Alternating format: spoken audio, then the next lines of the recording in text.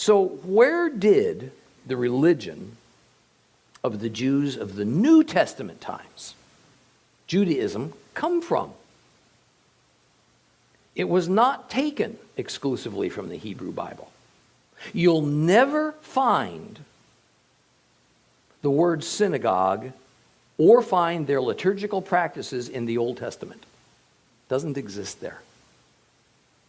Rather, Judaism was a new phenomenon. It was a product of the synagogue system. The synagogue system itself was rather new, as it arose as a man-made system which resulted from the unpleasant circumstances of the Babylonian exile of 600 BC that left the Jews living in foreign lands, religiously adrift, without a temple or a priesthood. Prior to their exile, it was the temple system that had formed their religious structure. And it was the focal point of their religious life. But now, without that temple and priesthood, their religious structure was defunct. So the leaders among the exiled Jews devised an alternative system. And it differed somewhat from the temple and its purposes. A system that eventually came to be known as Judaism.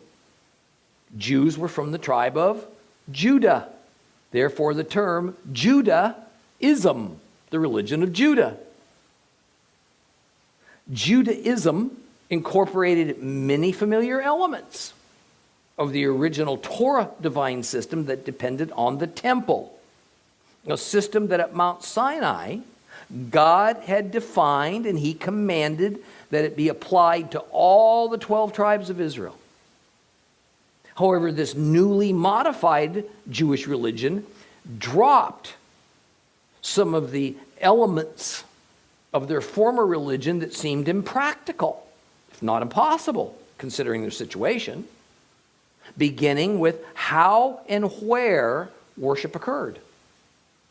Most importantly, Judaism added new practices to compensate for the lack of the temple and the priesthood, and thus their inability to sacrifice to atone for their sins.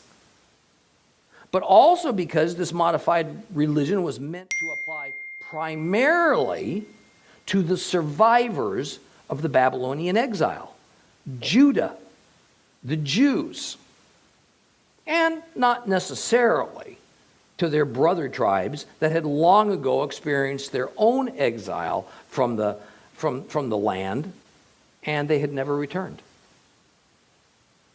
Thus, especially as concerns Jews who freely chose to remain in foreign lands, we got a name for them, diaspora Jews, instead of eventually returning to the Holy Land, what it meant to be Jewish was not necessarily the same when you compare it to what it meant before the exile.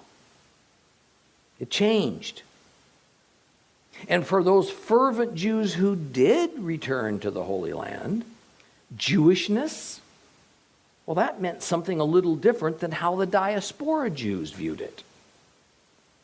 Thus, the Holy Land Jews and the diaspora Jews were always at odds with one another over the question of what's a Jew?